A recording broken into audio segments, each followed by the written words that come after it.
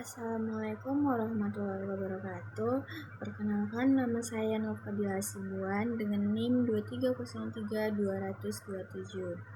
Nah, selamat datang di video pembelajaran ekonomi syariah. Pada kesempatan kali ini kita akan membahas tema yang sangat penting dan fundamental, yaitu mengenai harta dan kepemilikan dalam perspektif Islam.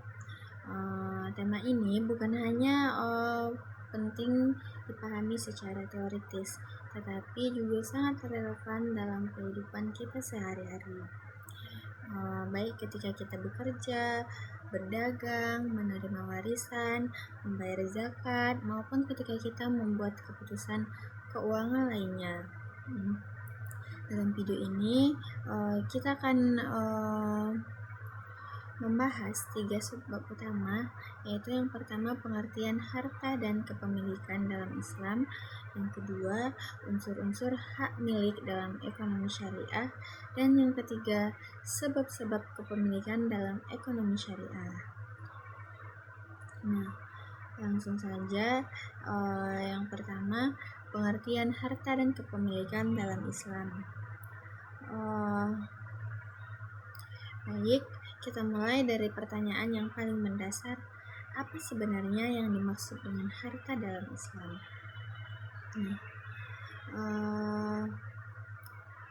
Dalam perspektif Islam, harta memiliki makna yang jauh lebih luas dibandingkan sekedar benda fisik atau kekayaan materi yang bisa kita lihat dan pegang. Harta dalam Islam didefinisikan sebagai segala sesuatu yang memiliki nilai dan dapat dimanfaatkan oleh manusia secara sah menurut syariat. Artinya, ada 2 syarat utama yang harus dipenuhi agar sesuatu bisa disebut sebagai harta. Nah, yang pertama, ia harus memiliki nilai, baik nilai guna maupun nilai tukar. Yang kedua, pemanfaatannya harus sah secara syariat, tidak melanggar hukum agama Islam. Nah,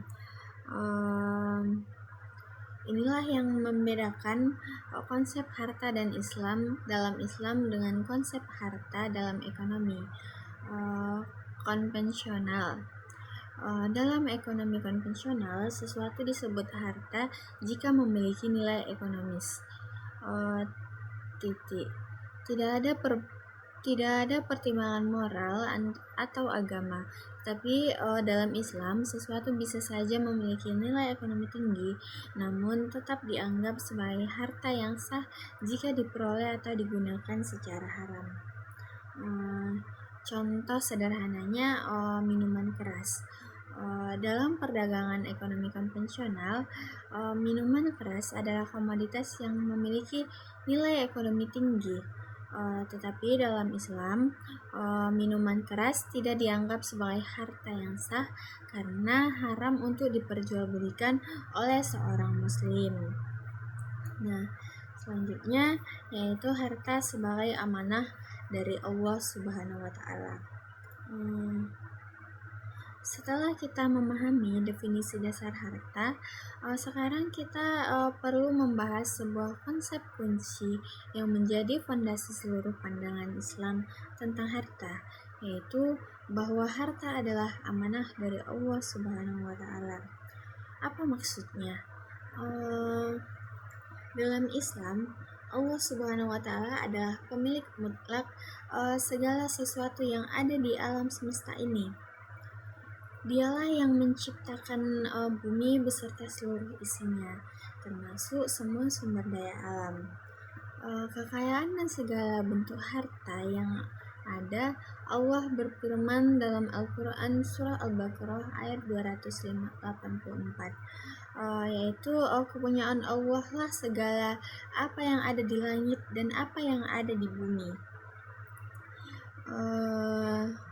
Lalu apa posisi manusia? Nah, manusia adalah khalifah, wakil atau pengelola yang diberikan tanggung jawab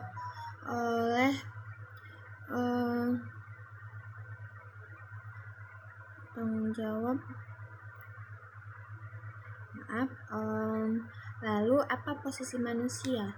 Nah, manusia adalah khalifah, yaitu wakil atau pengelola yang diberikan tanggung jawab oleh Allah untuk memanfaatkan harta di muka bumi ini.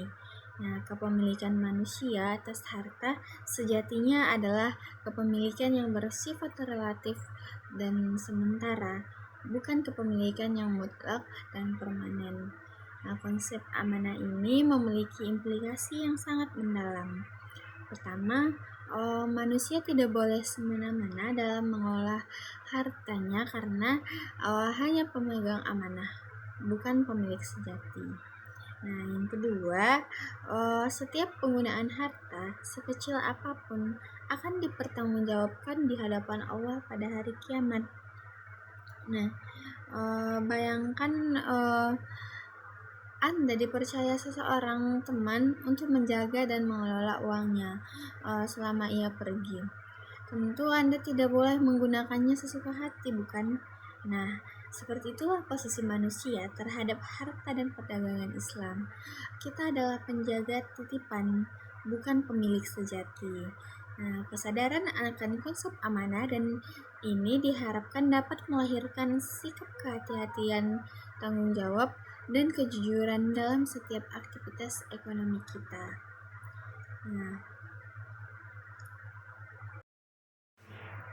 Nah, selanjutnya al-milkiyah atau konsep kepemilikan dalam Islam. Sekarang kita masuk ke pembahasan tentang kepemilikan. Nah, dalam ilmu fikih, kepemilikan dikenal dengan istilah Arab al-milkiyah, yaitu secara bahasa. Nah, milkiyah berasal dari kata malaka yang berarti memiliki atau menguasai. Secara istilah, al-milkiyah dapat didefinisikan sebagai hubungan hukum antara seseorang dengan suatu benda yang memberikan kepadanya hak untuk memanfaatkan, menggunakan, dan mengelola benda tersebut secara eksklusif. Selama tidak bertentangan dengan ketentuan syariat Islam.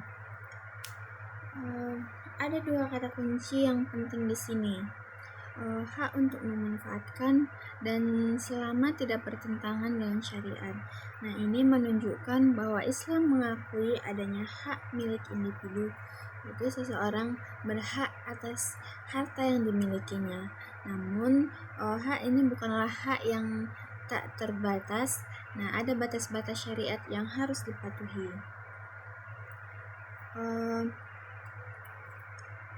Misalnya, seseorang boleh menjual hartanya, tetapi tidak boleh menjualnya kepada pihak yang akan menggunakannya untuk kejahatan.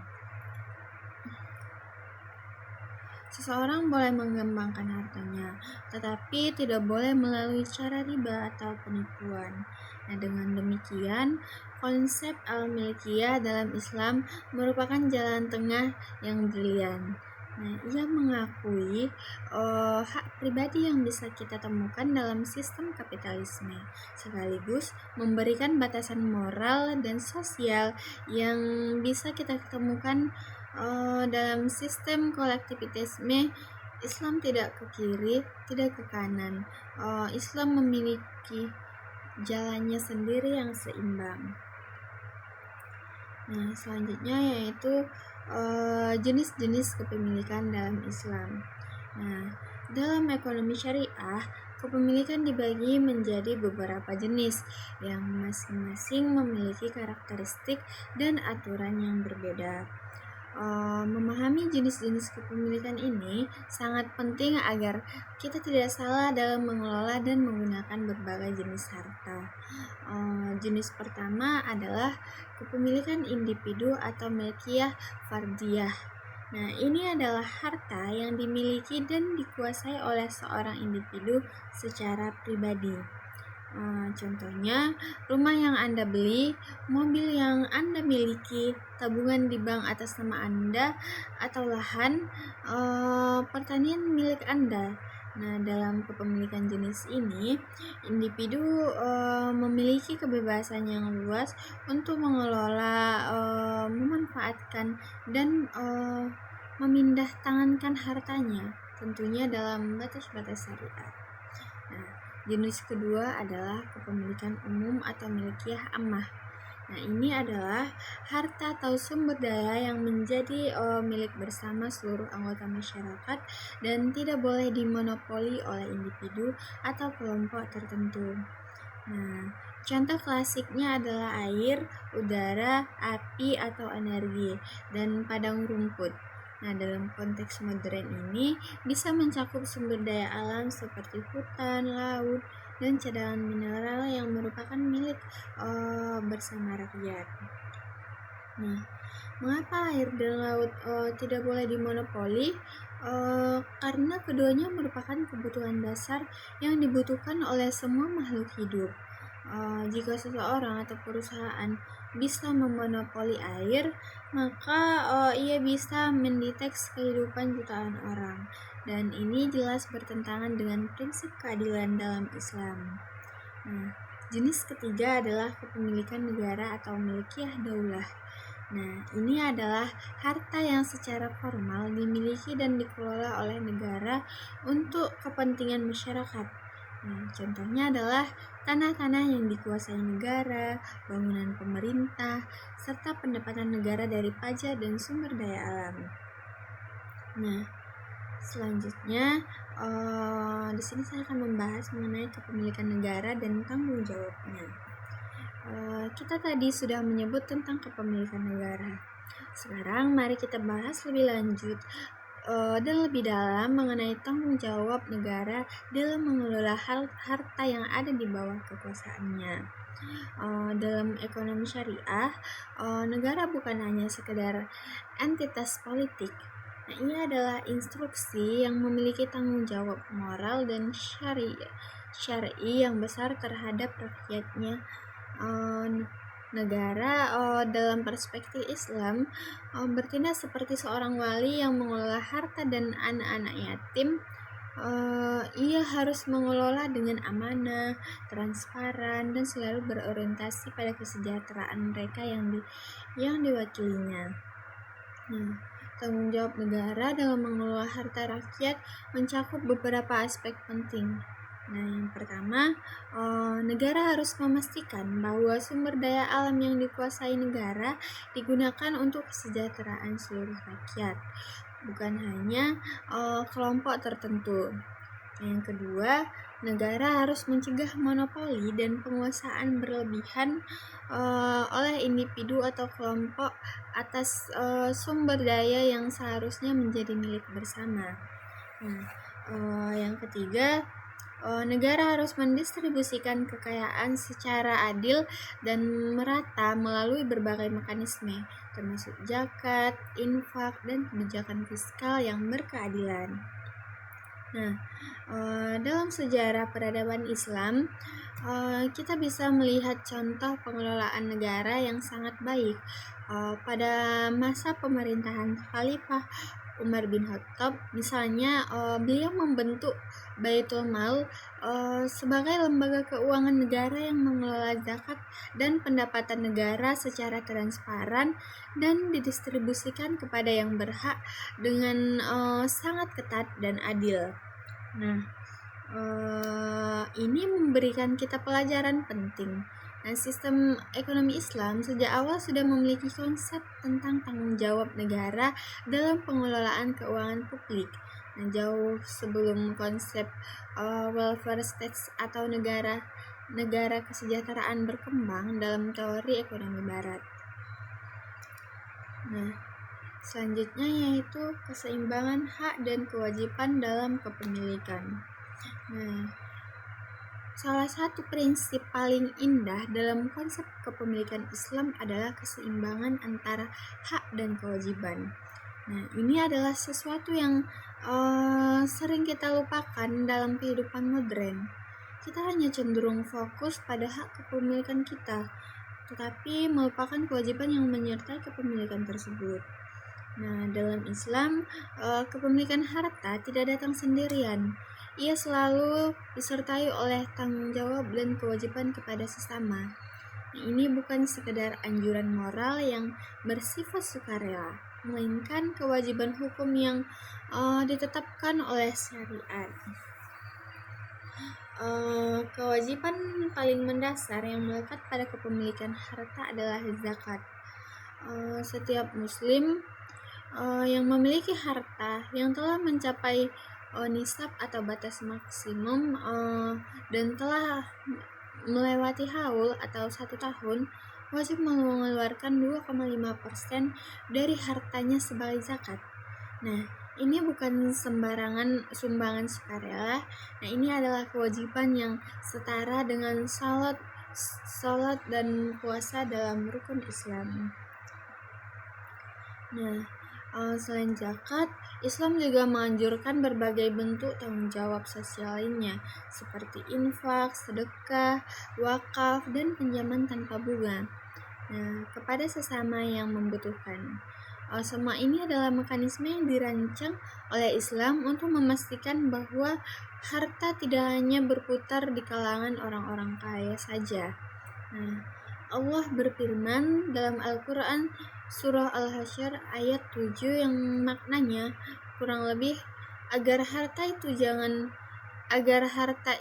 jangan hanya beredar di antara orang-orang kaya saja di antara kaum kamu.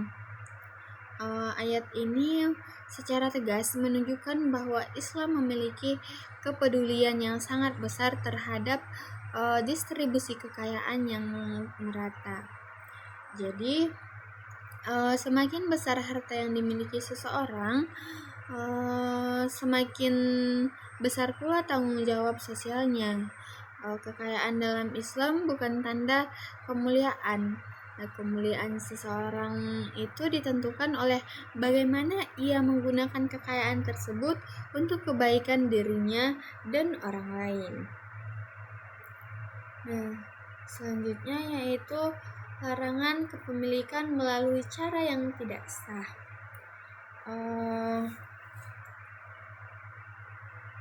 Sampai di sini kita sudah membahas banyak tentang apa itu harta dan kepemilikan dalam Islam. Nah, sekarang mari kita bahas tentang larangan penting yang harus dipahami setiap muslim terkait cara memperoleh harta. Islam dengan tegas melarang kepemilikan yang diperoleh melalui cara-cara yang tidak sah secara syariat. Nah, dan larangan ini bukan sekedar norma etika, melainkan hukum yang memiliki konsekuensi di dunia maupun di akhirat. Nah, larangan pertama adalah pencurian. Mengambil harta orang lain tanpa izin adalah perbuatan yang diharamkan secara tegas dalam Islam. Nah, harta yang diperoleh melalui pencurian tidak memiliki keabsahan syar'i dan pemiliknya wajib mengembalikannya atau menanggung konsekuensi hukumnya. Nah, larangan kedua adalah penipuan dan kecurangan. Nah, ini mencakup segala bentuk manipulasi informasi dalam transaksi, menjual barang cacat tanpa memberitahu pembeli, mengurangi timbangan, dan segala bentuk praktik yang merugikan pihak lain melalui kebohongan. Nabi Muhammad SAW bersabda yang maknanya, barang siapa yang menipu kaum kami, maka bukan termasuk golongan kami. Nah, larangan ketiga dan yang paling sering dibahas dalam konteks ekonomi modern adalah riba. Nah, riba secara sederhana berarti tambahan atau bunga yang dipersyaratkan dalam transaksi utang piutang atau jual beli. Nah, dalam Islam mengharamkan riba dengan sangat tegas. Bahkan dalam Al-Quran Allah menyatakan bahwa orang yang memakan riba seolah-olah berperang melawan Allah Subhanahu wa Ta'ala. Nah, mengapa riba dilarang keras? Nah, karena riba menciptakan ketidakadilan sistematik. Ia hanya menguntungkan pemilik modal secara otomatis tanpa kerja keras dan usaha nyata. Sementara pihak yang meminjam harus menanggung beban yang harus terus bertambah tanpa batas. Nah, ini bertentangan dengan prinsip keadilan dan keseimbangan yang menjadi pondasi ekonomi syariah dalam Islam. Nah, selain ketiga di atas, Islam juga melarang cara-cara yang tidak sah lainnya seperti perjudian, suap menyuap, dan mengeksploitasi yang berlebihan terhadap pihak yang lemah. Nah, semua larangan ini memiliki satu tujuan yang sama, yaitu memastikan bahwa setiap kepemilikan harta didasari oleh keadilan, kejujuran, dan kerja keras yang sesungguhnya. Selanjutnya yaitu orientasi sosial dalam konsep harta Islam.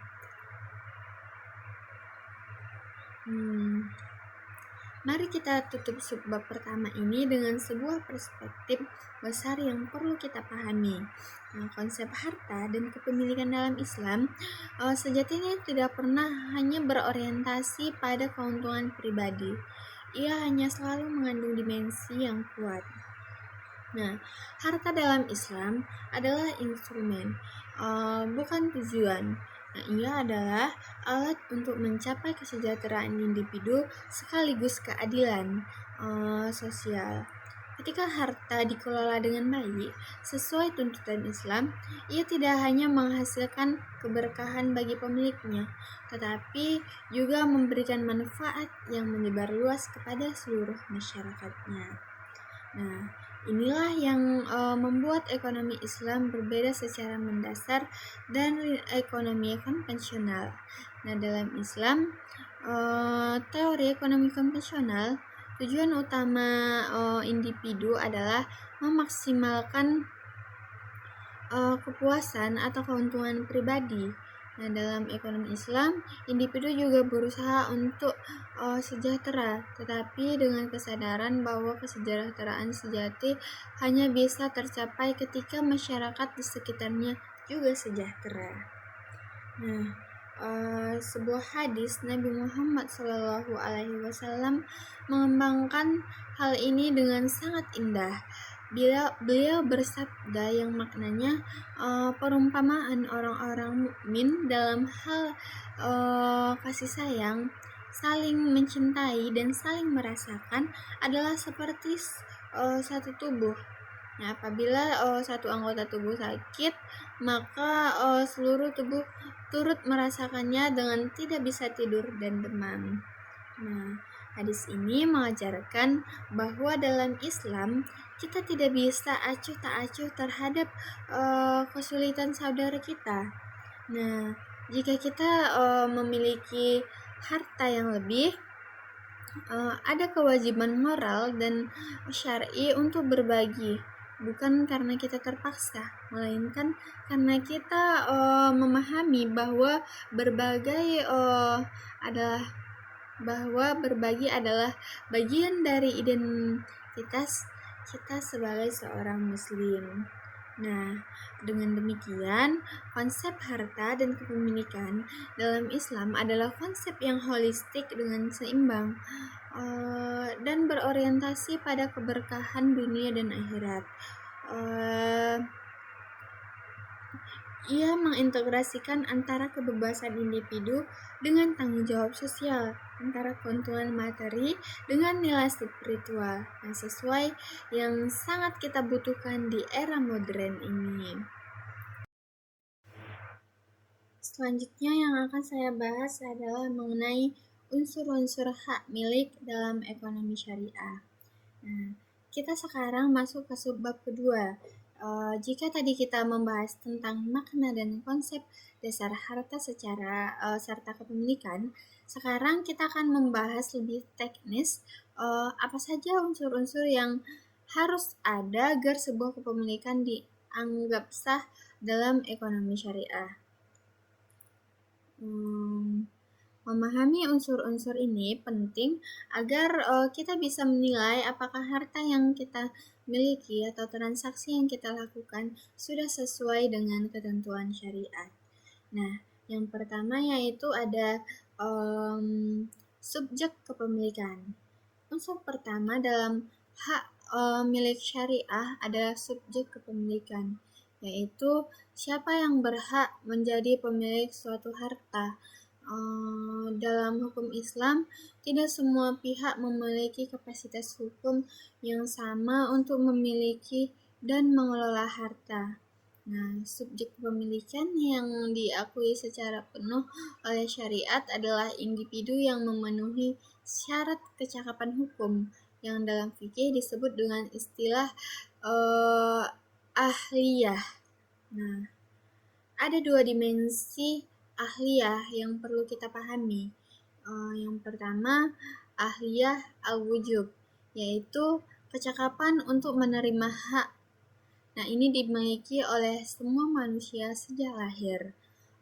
Bahkan janin yang masih dalam kandungan pun memiliki hak untuk menerima warisan. Yang kedua, ahliyah al-ada, yaitu kecakapan untuk melaksanakan hak dan kewajiban secara mandiri.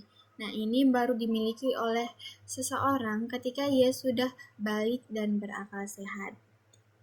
Nah, implikasi praktisnya, seorang anak kecil yang belum balik bisa memiliki harta, misalnya warisan dari orang tuanya, tetapi ia belum cakap untuk mengelolanya sendiri. Nah, hartanya harus dikelola oleh wali sampai ia dewasa dan mampu mengelolanya sendiri. Nah, bagaimana dengan badan hukum seperti perusahaan, yayasan, atau koperasi? Nah, para ulama kontemporer umumnya mengakui bahwa badan hukum juga bisa menjadi subjek kepemilikan dalam batasan-batasan tertentu. Nah, dengan analogi bahwa badan hukum adalah representasi dari sekumpulan individu yang memiliki kecakapan hukum. Nah, ini menunjukkan bahwa Islam memiliki sistem hukum yang sangat terstruktur dan mempertimbangkan berbagai kondisi manusia dalam mengatur kepemilikan. Dari bayi yang baru lahir hingga orang dewasa, dari individu hingga institusi. Nah, selanjutnya yaitu objek kepemilikan. Unsur kedua adalah objek kepemilikan, yaitu harta atau benda apa yang bisa dimiliki secara sah dalam Islam. Nah, tidak semua benda bisa menjadi objek kepemilikan yang sah. Islam menetapkan dua syarat utama untuk sebuah benda bisa menjadi objek kepemilikan yang legitimate. Nah, syarat pertama adalah benda tersebut harus memiliki nilai manfaat yang nyata dalam fikih. Nah, ini disebut dengan istilah mutakawin, yaitu benda yang memiliki nilai dan bisa dimanfaatkan. Benda yang tidak ada manfaatnya sama sekali, seperti serangga kecil yang tidak bisa digunakan untuk apapun, tidak bisa menjadi objek kepemilikan yang bermakna secara hukum. Nah, selanjutnya itu syarat yang kedua, benda tersebut tidak bertentangan dengan syariat Islam. Nah, ini adalah syarat yang paling sering menjadi pembahasan menarik, karena ada banyak benda yang memiliki nilai ekonomi tinggi tetapi tidak bisa menjadi objek kepemilikan yang sah bagi seorang muslim. Nah, contoh yang paling mudah dipahami adalah minuman keras. Nah, ia memiliki nilai ekonomi yang sangat tinggi dalam konteks pasar global, tetapi karena haram dikonsumsi dan diperjualbelikan oleh muslim, ia tidak bisa menjadi objek kepemilikan yang sah dalam Islam. Demikian juga dengan babi, narkoba, dan benda-benda yang diharamkan. Nah, namun ada nuansa yang perlu dipahami seorang muslim yang terpaksa memiliki benda haram karena warisan atau situasi darurat. Wajib segera memindahtangankan atau memusnahkan benda tersebut. Nah, kepemilikannya tidak sah, tetapi ia tidak berdosa karena kondisi darurat asalkan segera diselesaikan. Nah, selanjutnya yaitu cara memperoleh harta. Nah, unsur yang ketiga dan menurut saya ini adalah unsur yang paling kritis dan paling sering diabaikan dalam praktik kehidupan nyata, cara memperoleh harta. Nah, Islam tidak hanya memperhatikan apa yang Anda miliki, tetapi juga dan mungkin ini yang lebih penting, bagaimana Anda memperolehnya. Nah, harta yang halal jenisnya pun bisa menjadi haram jika cara memperolehnya tidak sah. Cara-cara yang diakui oleh syariat Islam untuk memperoleh harta antara lain bekerja dan berwirausaha secara halal, melakukan jual beli yang jujur dan transparan, menerima warisan sesuai ketentuan hukum Islam, menerima hibah atau pemberian yang tulus, mengelola dan menghidupkan lahan yang terlantar, serta menerima zakat bagi yang berhak. Nah, sebaliknya, cara-cara yang tidak sah dan mengakibatkan kepemilikan menjadi tidak legitim dalam Islam antara lain mencuri, merampok, menipu, dan memeras, melakukan suap menyuap, mendapatkan harta melalui transaksi riba berjudi, dan berbagai bentuk eksploitasi terhadap pihak yang lemah. Nah, ada sebuah hadis yang sangat terkenal yang perlu kita renungkan.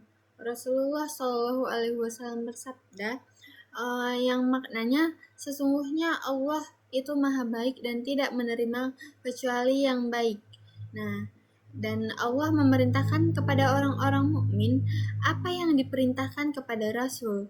Kemudian beliau menyebut seseorang yang berpergian jauh, rambutnya kusut dan berdebu, lalu mengangkat tangannya ke langit dan berdoa, ya Rob, ya Rob, sementara makanannya haram, minuman haram, pakaiannya haram, dan ia membesarkan dirinya dengan haram, maka bagaimana doanya bisa dikabulkan? Nah, hadis ini mengingatkan kita bahwa cara memperoleh harta bukan hanya soal legalitas duniawi. Nah, ia berkaitan langsung dengan kualitas spiritual dan keberkahan hidup kita. Harta yang haram akan mencemari ibadah kita, menghambat doa kita, dan merusak keberkahan kehidupan kita. Nah, selanjutnya yaitu hak untuk memanfaatkan harta. Nah, unsur keempat adalah hak untuk memanfaatkan harta. Nah, atau dalam fikih disebut dengan hak al-intifa. Nah, ini adalah inti dari kepemilikan itu sendiri, apa yang boleh dilakukan pemilik terhadap hartanya. Nah, secara umum, pemilik harta memiliki 4 hak utama terhadap hartanya.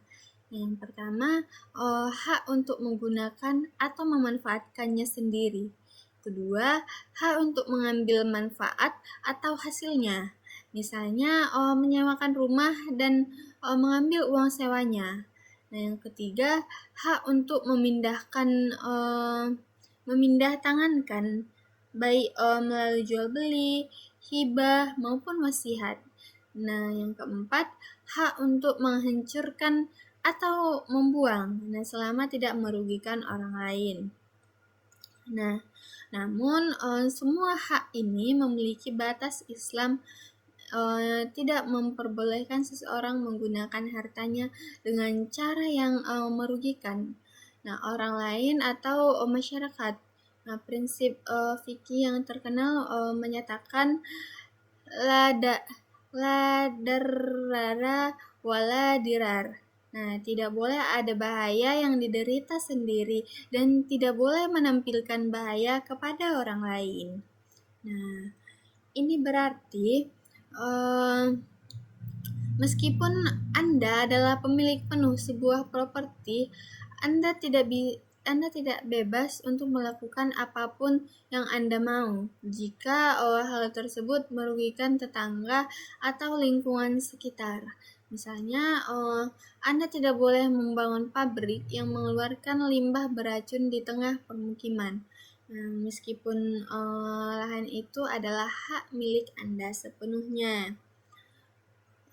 Konsep ini sangat relevan dalam konteks masalah lingkungan dan sosial yang kita hadapi di hari ini. Dalam hukum Islam, eksploitasi lingkungan secara berlebihan yang merugikan masyarakat lain adalah pelanggaran terhadap prinsip kepemilikan, bukan hanya masalah etika lingkungan semata. Selanjutnya yaitu pengakuan syariat. Unsur yang selanjutnya adalah pengakuan syariat. Nah, unsur kelima adalah pengakuan syariat. Ini adalah unsur yang sering terlewatkan dalam diskusi tentang kepemilikan, tetapi sejatinya merupakan fondasi legalitas seluruh kepemilikan dalam Islam. Apa maksudnya pengakuan syariat? Nah, sebuah kepemilikan baru memiliki kekuatan hukum yang sah dalam perspektif Islam jika diakui dan dibenarkan oleh aturan syariat.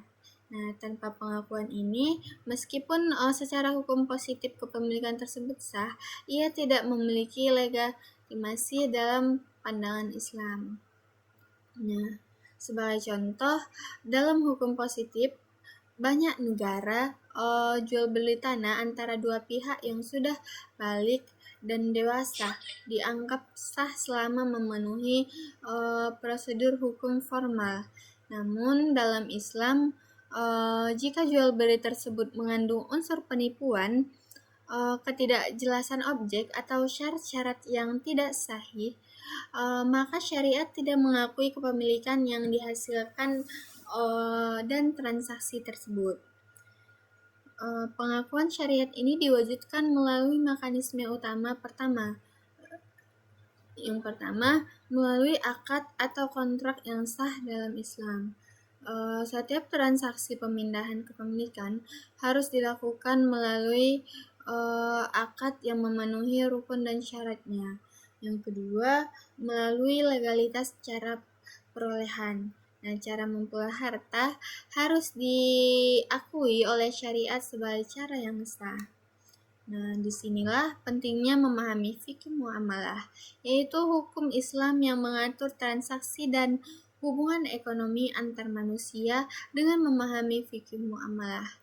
Nah, kita bisa memastikan bahwa setiap transaksi dan kepemilikan kita memiliki legitimasi tidak hanya di hadapan hukum manusia, tetapi juga di hadapan Allah Subhanahu wa Ta'ala. Selanjutnya yang keenam, batasan dalam penggunaan harta. Nah, unsur keenam adalah batasan dalam penggunaan harta, yaitu yang membedakan konsep kepemilikan Islam dari konsep kepemilikan dalam sistem liberalisme dan kapitalisme yang mengedepankan kebebasan mutlak pemilik. Nah, Islam memberikan beberapa batasan penting dalam penggunaan harta. Nah, batasan pertama adalah larangan berlebih-lebihan atau israf. Nah, Allah berfirman dalam Al-Quran yang maknanya, makanlah dan minumlah, dan janganlah berlebih-lebihan. Sesungguhnya Allah tidak menyukai orang-orang yang berlebih-lebihan. Larangan ini berlaku dalam segala aspek penggunaan harta, baik dalam konsumsi, gaya hidup, maupun pengeluaran. Nah, batasan kedua adalah larangan tabzir atau pemborosan. Nah, tabzir adalah membelanjakan harta untuk hal-hal yang bermanfaat dan tidak dibenarkan oleh syariat. Allah menyebut pelaku tabzir sebagai saudara-saudara setan. Sebuah peringatan keras yang menunjukkan betapa seriusnya Islam dalam memandang pemborosan. Nah, Batasan ketiga adalah larangan menimbun harta atau ihtinaj. Nah, Islam melarang keras penimbunan harta yang tidak digunakan dan tidak diputar dalam ekonomi. Mengapa? Karena penimbunan harta membuat uang mati dan tidak memberikan manfaat bagi masyarakat. Ini menyebabkan aliran ekonomi terhambat dan ketimpangan semakin melebar. Batasan keempat ini adalah larangan menggunakan harta untuk tukaran yang diharamkan. Sekaya apapun seseorang, ia tidak boleh menggunakan harta untuk membiayai kemaksiatan, kejahatan, atau hal-hal yang dilarang agama. Batasan-batasan ini bukan belenggu, melainkan pagar pengaman yang memastikan bahwa harta berfungsi sebagai instrumen kemakmuran dan keberkahan, bukan sebagai sumber kerusakan dan ketidakadilan. Nah, yang ketujuh, tanggung jawab sosial dan dalam kepemilikan. Nah, kita sampai di unsur ketujuh, yaitu tanggung jawab sosial ini bukan sekedar pelengkap atau tambahan. Ia adalah bagian integral dan tak terpisahkan dari konsep kepemilikan dalam Islam. Nah, setiap kepemilikan harta dalam Islam membawa serta kewajiban-kewajiban sosial yang harus dipenuhi pemiliknya. Kewajiban-kewajiban ini bukan pilihan, melainkan tuntutan syarat yang memiliki konsekuensi hukum dan moral. Kewajiban sosial yang paling fundamental adalah zakat. Ketika seseorang memiliki harta yang mencapai nisab dan haul, ia wajib mengeluarkan zakatnya. Nah, zakat adalah mekanisme redistribusi yang berlian. Nah, ia memastikan bahwa sebagian besar dari kekayaan orang-orang yang kaya mengalir secara sistematis kepada mereka yang membutuhkan. Nah, selain zakat, ada kewajiban untuk tidak menimbulkan harta secara berlebihan.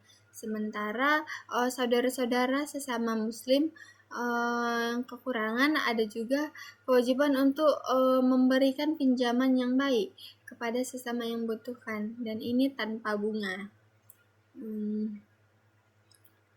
Islam juga mendorong berbagai bentuk tanggung jawab sosial sukarela yang sangat dianjurkan, seperti sedekah jariah, wakaf, dan membiayai pendidikan anak-anak yang tidak mampu. Memastikan tidak wajib secara umum. Hukum amalan-amalan ini mendapat pahala yang besar dan mencerminkan kualitas keimanan seseorang. Nah, konsep tanggung jawab sosial dalam Islam ini sebenarnya jauh lebih komprehensif, sistematis, dan terstruktur dibandingkan konsep corporate social responsibility atau CSR yang dikembangkan dalam bisnis modern. CSR dalam ekonomi konvensional yang seringkali bersifat sukarela dan dapat dilakukan karena motif reputasi, sedangkan tanggung jawab sosial dalam Islam bersifat wajib dilakukan karena keyakinan kepada Allah dan memiliki mekanisme yang sangat jelas. Selanjutnya yaitu sintesis unsur-unsur hak milik. Kita telah membahas 7 unsur penting dalam hak milik menurut ekonomi syariah. Sebelum kita melanjutkan ke berikutnya, mari kita sintesiskan semua hal yang telah kita pelajari. Nah, ketujuh unsur ini subjek kepemilikan, objek kepemilikan, cara memperoleh harta, hak memanfaatkan pengakuan syariat, batasan penggunaan, dan tanggung jawab sosial bukanlah unsur-unsur yang berdiri sendiri. Mereka adalah satu sistem yang terinteraksi dan saling mendukung satu sama lain. Nah, inilah keindahan sistem hukum Islam. Ia memandang kepemilikan secara holistik dan multi-dimensional. Tidak hanya mempertimbangkan aspek legal formal, tetapi juga aspek moral, spiritual, dan sosial secara bersamaan. Nah, dari pembahasan ini kita bisa saling menarik kesimpulan yang dalam ekonomi syariah, kepemilikan yang ideal adalah kepemilikan yang diperoleh melalui cara yang halal oleh subjek yang cakap hukum atas objek yang dibolehkan syariat dan digunakan dalam batas-batas yang telah ditetapkan Allah Subhanahu wa taala, serta dengan memenuhi seluruh kewajiban sosial yang menyertainya. Ketika semua unsur ini terpenuhi, insya Allah kepemilikan tersebut tidak hanya sah secara hukum, tetapi juga membawa keberkahan dan manfaat, baik bagi pemiliknya maupun bagi masyarakat luas. Nah, selanjutnya yang ketiga adalah sebab-sebab kepemilikan dalam ekonomi. Kita sekarang masuk ke pembahasan yang ketiga dan terakhir dalam video kali ini. Kita sudah memahami apa itu harta dan kepemilikan, serta unsur-unsur apa yang harus ada agar kepemilikan itu sah. Sekarang pertanyaannya adalah bagaimana atau melalui cara apa saja seseorang muslim bisa secara sah memperoleh kepemilikan atas suatu harta. Nah, inilah yang disebut sebagai sebab-sebab kepemilikan dalam ekonomi syariah. Yang pertama, bekerja dan berusaha. Nah, sebab pertama yang paling utama adalah bekerja dan berusaha, yang dalam bahasa Arab disebut al-kasb. Nah, Islam sangat menekankan pentingnya bekerja dan mencari rezeki yang halal sebagai jalan utama dalam memperoleh harta. Nah, bekerja dalam Islam bukan hanya aktivitas ekonomi semata, ia adalah ibadah. Nah, ketika seseorang bekerja dengan niat yang benar untuk menghidupi keluarganya, memenuhi kewajibannya, dan berkontribusi kepada masyarakat, setiap langkah dan usahanya bernilai ibadah di hadapan Rasulullah. Nah, Rasulullah Shallallahu Alaihi Wasallam sangat menghormati orang-orang yang bekerja keras. Dalam sebuah hadis yang sangat terkenal, beliau bersabda yang maknanya, tidak ada satu makanan pun yang lebih baik dimakan seseorang daripada makanan dari hasil kerja tangannya sendiri. Dan sesungguhnya Nabi Daud alaihissalam makan dari hasil kerja tangannya sendiri. Nah, bekerja yang dimaksud di sini sangat luas cakupannya. Ia mencakup bekerja sebagai karyawan dan mendapat gaji, berwirausaha dan mendapatkan keuntungan, serta bertani dan menjual hasil panen, berdagang dan mendapatkan laba, memberikan jasa seperti dokter, pengajar, konsultan, dan sebagainya. Nah, Islam juga sangat mendorong inovasi dan kreativitas dalam bekerja, berusaha menciptakan sesuatu yang baru, mengembangkan produk yang bermanfaat, atau menemukan cara baru yang lebih efisien. Semua ini adalah bagian dari semangat al-kasb yang dianjurkan Islam. Yang paling penting adalah bahwa pekerjaan tersebut halal dan tidak dianggap melarang syariat, tidak hanya merugikan orang lain dan memberikan manfaat nyata bagi masyarakat. Nah, pekerjaan yang halal dan dilakukan dengan sungguh-sungguh adalah salah satu bentuk ibadah yang paling mulia dalam Islam. Nah, selanjutnya yang kedua, warisan. Nah, sebab kedua adalah warisan, yang dalam bahasa Arab disebut al-irs. Warisan adalah perpindahan kepemilikan harta dari seseorang yang telah meninggal kepada ahli warisnya sesuai dengan ketentuan hukum Islam. Islam memiliki sistem hukum waris yang sangat terperinci dan komprehensif. Nah, ketentuan-ketentuan mengenai pembagian warisan, siapa yang berhak menjadi ahli waris, dan berapa bagian masing-masing ahli waris. Nah, semuanya telah ditetapkan secara jelas dalam Al-Quran, terutama dalam surah An-Nisa ayat 11, 12, dan 176. Nah, ini menunjukkan betapa seriusnya Islam dalam mengatur perpindahan harta antar generasi, tidak seperti banyak sistem hukum waris yang memberikan kebebasan penuh kepada pewaris untuk membagi hartanya sesuka hati. Islam menetapkan porsi yang pasti bagi masing-masing ahli waris untuk memastikan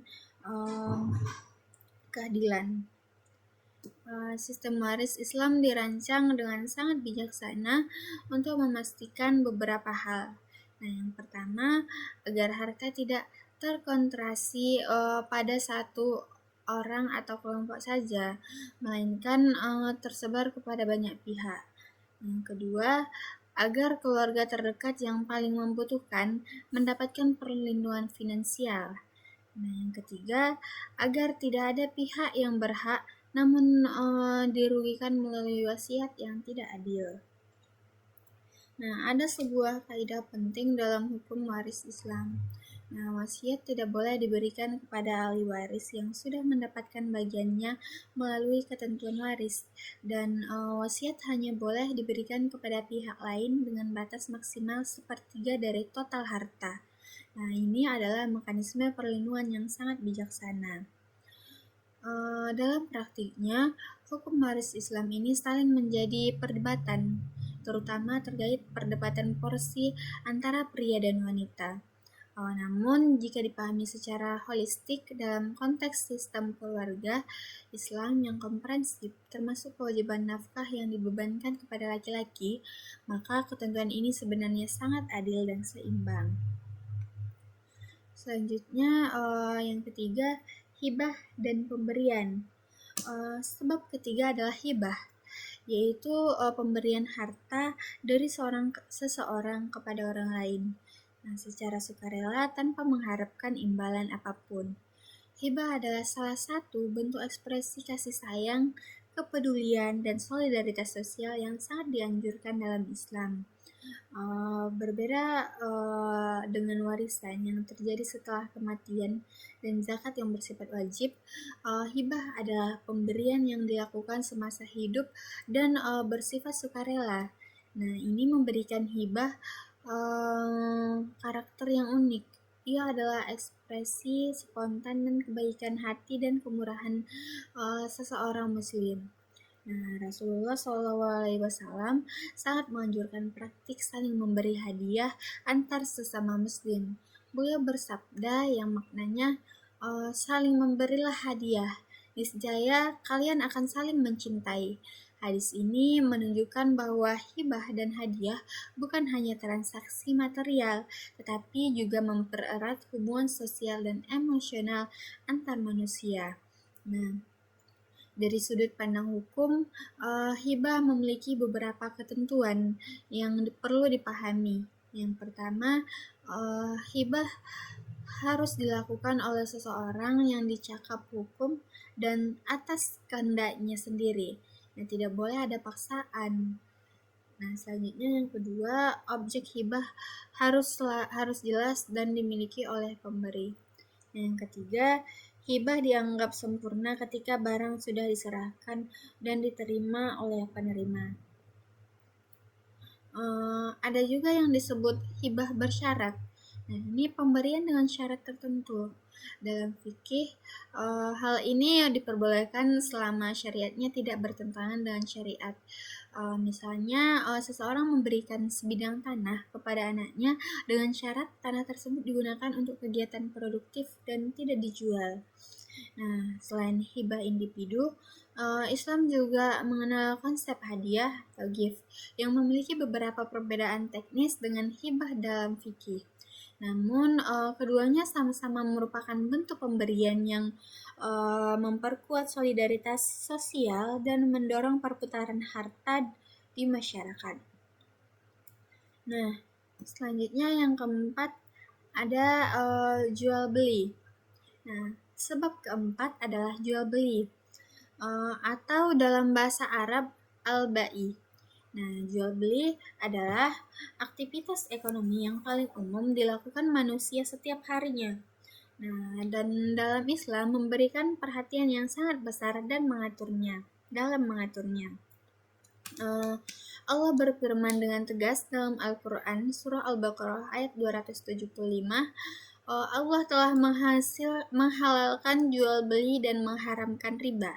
Nah, ayat ini menjadi fondasi utama yang memperbolehkan aktivitas jual beli dalam Islam, sekaligus menegaskan perbedaan mendasar antara perdagangan yang halal dengan praktik riba yang haram. Namun, tidak semua jual beli otomatis halal. Nah, Islam menetapkan rukun dan syarat yang harus dipenuhi agar sebuah transaksi jual beli dianggap sah dan menghasilkan perpindahan kepemilikan yang legitimate. Rukun jual beli meliputi adanya penjual dan pembeli yang cakap hukum. Nah, adanya barang yang diperjualbelikan, adanya harga yang disepakati, serta adanya akad atau ijab kabul yang jelas. Islam juga melarang beberapa jenis jual beli yang mengandung unsur ketidakjelasan, kecurangan, atau ketidakadilan.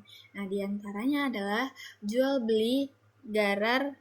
Nah, jual beli yang mengandung ketidakjelasan yang signifikan mengenai barang atau harga, misalnya menjual ikan yang masih di laut atau menjual buah yang belum jelas akan tumbuh atau tidak.